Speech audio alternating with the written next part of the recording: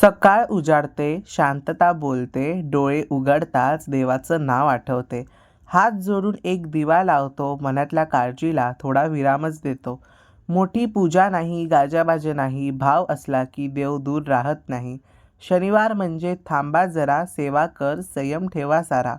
कुणालाही दुखवू नको शब्दांनी, हे स्वामी शिकवतात त्यांच्या कृतींनी. अशीच सुरी होते माझी सकाळ, शांत साधी पूजा आणि विश्वासातला आधार. हॅलो, नमस्कार. कसे आहात तुम्ही सर्व? मस्त आहात ना? मस्तच राहा. सर्वांना सर्वप्रथम श्री स्वामी समर्थ. मी मितेश तुम्हा सर्वांचं स्वागत करतो माझ्या आणखीन एका नवीन व्हिडिओमध्ये. तर बऱ्याच दिवसापासून काही कमेंट्स आल्या होत्या, की दादा तू सकाळपासून काय करतोस? तुझं कॉलेजचं रुटीन किंवा सकाळचं मॉर्निंग रुटीन सगळं तू शेअर कर एकदा आमच्या सर्वांसोबत, की तू कशाप्रकारे काय-काय करतो? तर काही थोडंसं रिसर्च वगैरे करून त्याच्यानंतर काही माहिती मला मिळाली. तर ते म्हणजे सकाळी आपण उठल्यावरती अशा प्रकारे आपण देवांचं स्मरण करतो. त्यामध्ये एक मंत्र असतो, कराग्रे बसते लक्ष्मी, करमध्ये सरस्वती, करमूले तू गोविंदम, प्रभाते कर दर्शनम. तर हे कसं करायचं, काय करायचं याच्यावरती पुढे मी सांगितलेलं आहे. एकदा नक्की व्हिडिओ बघा आणि त्याच्यानंतर हा मंत्र बोलून झाल्याच्या नंतर मग तुम्हाला तुमच्या कुलदेवाचं आणि कुळदेवीचं आणि आपल्या स्वामींचं नाव घ्यायचं आहे आणि अशा प्रकारे तुम्हाला तुमच्या दिवसाची सुरुवात करायची आहे. म्हणजे आता मी अंथरूणमध्ये तर शेअर केलं नाही आहे. तर तुम्ही जिथे तुम्ही झोपता, उठल्यावरती हे तुम्हाला करायचं आहे. पुन्हा एकदा तो मंत्र सांगतो, कराग्रे वसते लक्ष्मी, करमध्ये सरस्वती, करमूले तू गोविंदम, प्रभाते कर दर्शनम. तर अगदी साधा सिंपल मंत्र आहे. तुम्ही सिंपली बोललात तरी तुमच्या लक्षात राहून जाईल आणि अशा प्रकारे तो मंत्र म्हणायचा आहे आणि सकाळी उठल्या तुम्हाला ते हात जसे जोडायचे आहेत आणि मी पुढे याच्यावरती सांगितले, की का असं करायचं? काय या गोष्टीचं महत्त्व आहे ते मी तुम्हाला पुढे सांगितलेलं आहे. त्याच्यानंतर दुसऱ्यांदा मग म्हणजे अंथरूण वगैरे काढून झाल्याच्या नंतर मग मी काय करतो, छान असं मस्त गरम थोडंसं कोमट पाणी एक ग्लासभर, आता हा ग्लास बऱ्यापैकी मोठा आहे, तर तेवढा ग्लासभर मी पाणी पितो. काय-काय डॉक्टर्स आपल्याला असं सुद्धा सांगतात, की ते पाणी म्हणजे उलटी येईपर्यंतचं पाणी आपण सकाळचं अळशीपोटी घेतलं पाहिजे. पण असं काही नाही आहे तुमच्यावरती. आता मला एक डॉक्टर असे बोलले, एक डॉक्टर बोलले, "काही नाही, तुम्ही एक ग्लासभर जरी कोमट पाणी घेतलं सकाळचं, फक्त पाणी त्यात काय मिसळायचं नाही. अशा प्रकारे घेतलात तरीसुद्धा चालतं." तर मग मी ते एक घेतो आणि ह्याच्याने सुद्धा खूप तुमच्या आयुष्यात फरक पडतो. म्हणजे तुमचं जे काही हेल्थ आहे त्याच्यामध्ये जो बिघाड झालेला असतो तो रिपेअर होऊन जातो. म्हणजे सततचा आजारपण असणं किंवा ह्या सर्व गोष्टी निघून जातात. त्याच्यानंतर मग आता मी देवपूजा करून घेतो. म्हणजे हे सकाळचं एवढं सगळं झालं ना, की मग मी देवपूजा करतो. देवपूजेत सर्वप्रथम तर पहिलं आपल्या मंगल कलशाचं पाणी बदलतो आणि ते पाणी विचारलं होतं, की कुठे टाकायचं किंवा काय करायचं, घरात शिंपडायचं का? तर तुम्ही घरामध्ये शिंपडू सुद्धा शकता. आणि मी बाकीचं घरात शिंपडलं, की एवढं सगळं पाणी तर आपण घरात शिंपडू नाही शकत. मग उरलेलं जे पाणी असतं ते आपण तुळशीला आणि बाकीची जी आपल्याकडे झाडं वगैरे असतात तर त्यांना आपण घालायचं आहे. त्याच्यानंतर नारळाबद्दल बऱ्याच जणांचे प्रश्न आले होते, का आता थंडीचा सीझन सुरू आहे, तर नारळ पटकन तडतो, बऱ्याच जणांचा तडतो. तर काय करायचं, दररोजच्या दररोज नित्यनियमाने अगदी जसं आपण नित्यसेवा आपली दररोजची करतो, तर अगदी त्या प्रकारे आपण आहे ना, आपला जो नारळ आहे तो स्वच्छ ओला करायचा. बघा इथे मी अशा प्रकारे छान तो म्हणजे नळाखालती पूर्ण त्याला ओला करतो, कारण मग तो नारळ तडत नाही आणि चांगला नीटनेटका राहतो. त्याला स्वच्छ धुवायचं, पूर्ण ओला करायचा नारळाला.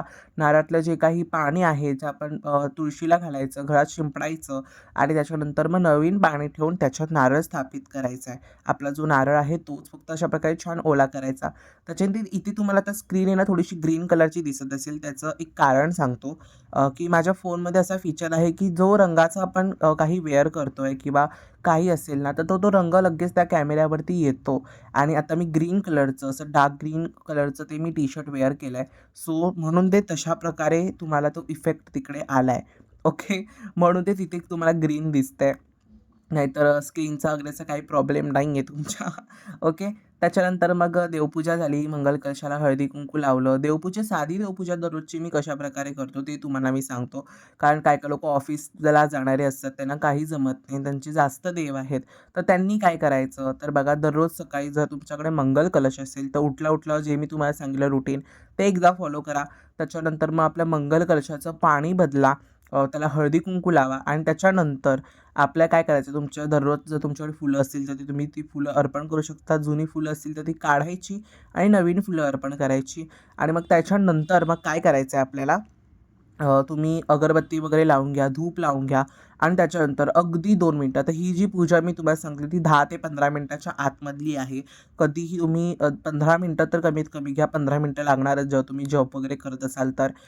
मंगल कलशाचं पाणी बदलायचं, देवांना फुलं अर्पण करायची. जर तुमच्याकडे फुलं नसतील तर नाही केलात तरी चालेल.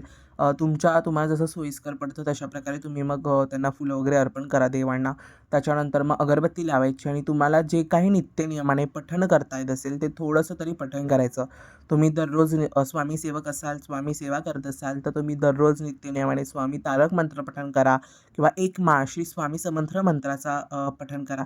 त्याच्यानंतर आज मी हनुमान चं जे आपलं आज शनिवार आहे त्या सेवेमध्ये मग मी हनुमंताची सुद्धा पूजा केली.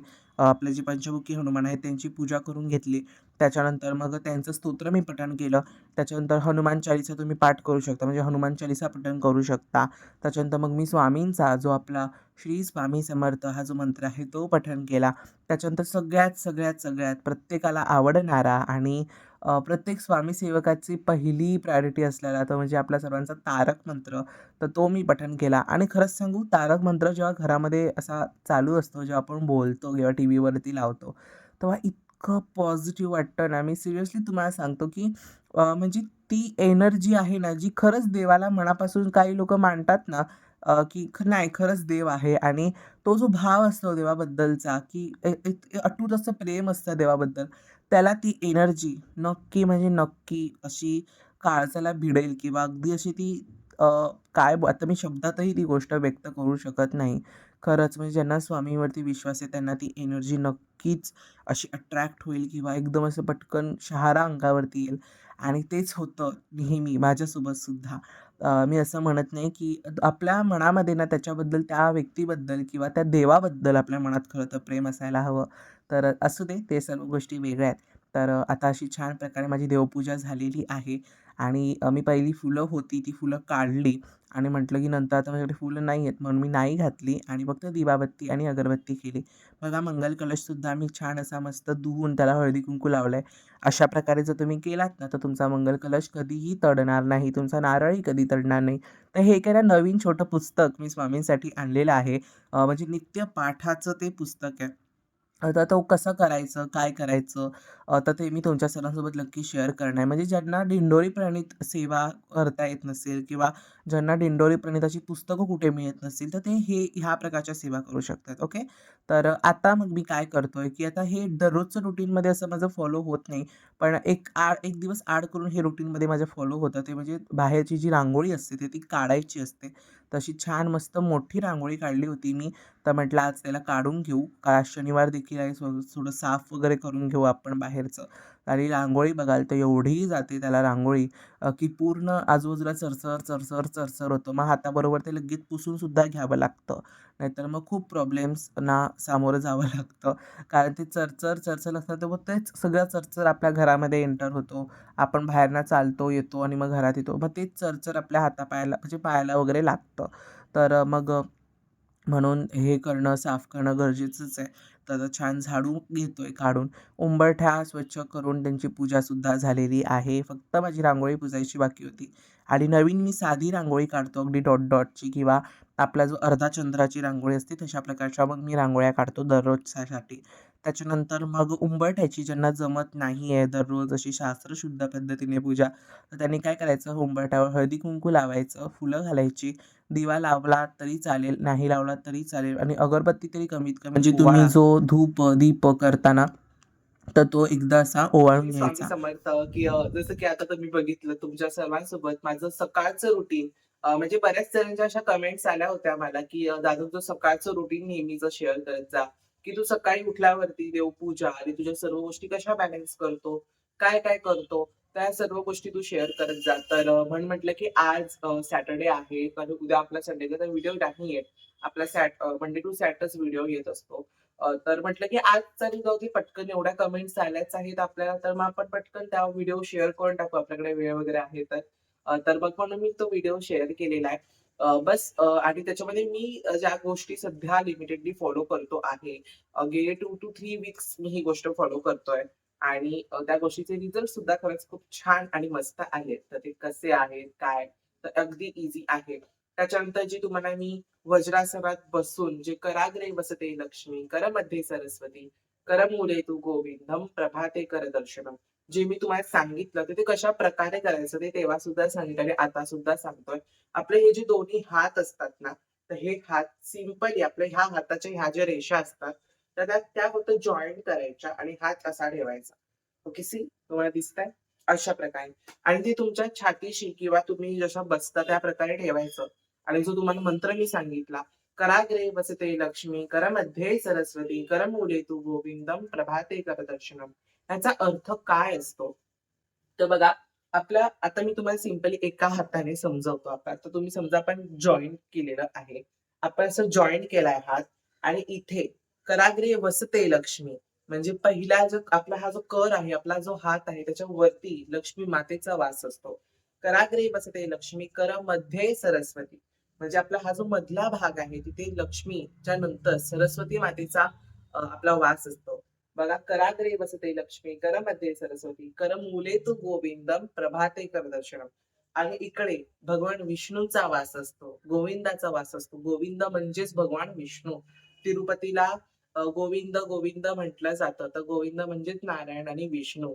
तर त्यांचा वास असतो आणि सकाळी उठल्यावरती तुम्ही त्या देवांचं नमन करतात. तुमच्या दिवसाची तुम्ही सुरुवात करत आहात त्यांच्यामुळे आणि तुम्ही उठला आहात, तुम्ही जागे आहात ते सुद्धा त्यांच्याचमुळे. तर म्हणून त्यांचे आभार मानण्याची ही पद्धत आहे आणि वज्रासन तुम्हाला सगळ्यांना माहिती आहे योगशास्त्रामध्ये सर्वात श्रेष्ठ मानलं गेलेलं आहे वज्रासन. म्हणून तुम्ही वज्रासनात शक्यतो बसा. जेणेकरून ते आणखीन इफेक्टिव्हली किंवा आणखीन पॉझिटिव्हली ती गोष्ट होऊन जाईल. ओके. तर तुम्हाला समजलं जे काही गोष्टी मी सांगितलेल्या आहेत आणि त्याच्यानंतर सकाळी लवकर पाणी पिणं तर ऑब्व्हियसली कोणताही डॉक्टर पण तुम्हाला सिंपल सांगितलं सकाळी उठल्यावरती 1 ग्लास किंवा काय-काय डॉक्टर तर सिरियसली एवढं बोलतात, की तुम्हाला उलटी येईपर्यंतचं पाणी पिया. एवढं जण बोलतात काय-काय जण. तर मग म्हणून म्हटलं तुम्हाला एवढं पण नाही. तुम्ही नॉर्मली तुमचा एक तांब्या किंवा एक आता मी जसं एक ग्लासभर पाणी पियालो, तशा प्रकारे तुम्ही ते पाणी पिऊ शकता. त्याच्यानंतर आणखीन बऱ्याच जणांना प्रश्न पडेल, की तू ग्रीन कलरचं टी-शर्ट वेअर केलंय आणि तेच तू आधी दाखवलं होतं जेव्हा तू उठतोयस रुटीनमधून वगैरे. हा प्रश्न पडतात मला माहिती आहे. तर प्रॉब्लेम काय झाला, हा कंटेंट माझ्या डोक्यात नव्हता, की आज मी तुमच्या सगळ्यांसोबत शेअर करेन. नाहीतर मी तसं ते सगळं पारुशांग कसं शेअर करणार मी तुमच्या सर्वांसोबत. तर पण म्हटलं, की आपण नंतर ती गोष्ट शेअर करू. छान देवपूजा करू, अंघोळ वगैरे करू आणि मग तुमच्यापर्यंत ते पोहोचवू. ओके. तर असा होता आजचा आपला छान मस्त छोटासा मिनी ब्लॉग. मिनी ब्लॉग म्हणण्यापेक्षा मिनी ब्लॉग नाहीये हा, सॉरी लॉंग व्हिडिओ आहे. पण छोटासा होता मस्त व्हिडिओ तो म्हटलं शेअर करून टाकू. आणि नाश्ता राहिला तर सकाळी मी नेहमीच ऑब्व्हियसली चहा, चपाती मॅन्डेटरी आहे माझ्यासाठी. चहा, चपाती शिवाय आमचा दिवस जात नाही आणि जरी आम्ही शिरा, उपमा असं काही खाल्लं ना, तरी असं वाटतं की काहीतरी आज मिसिंग आहे यार, काहीतरी मिसिंग आहे. ओके. चहा, चपाती खरंच खूप महत्वाची आहे आमच्यासाठी. अगदी आम्ही एवढे-एवढेसे असल्यापासून चहा, चपाती खातोय आणि ती मला खूप आवडते देखील. सो म्हणून मी चहा, चपातीचाच नेहमी नाश्ता करतो. पोहे, उपमा या सर्व गोष्टी असतातच. पण अ, चहा चपातीच मॅन्डेटरी आहे माझ्यासाठी. ओके. आजचा व्हिडिओ तुम्हाला सर्वांना आवडला असेल तर व्हिडिओला लाईक करा, शेअर करा आणि सबस्क्राईब करा. पुन्हा भेटूयात अशाच एका नवीन व्हिडिओमध्ये. तोपर्यंत सर्वांना बाय आणि सर्वांना श्री स्वामी.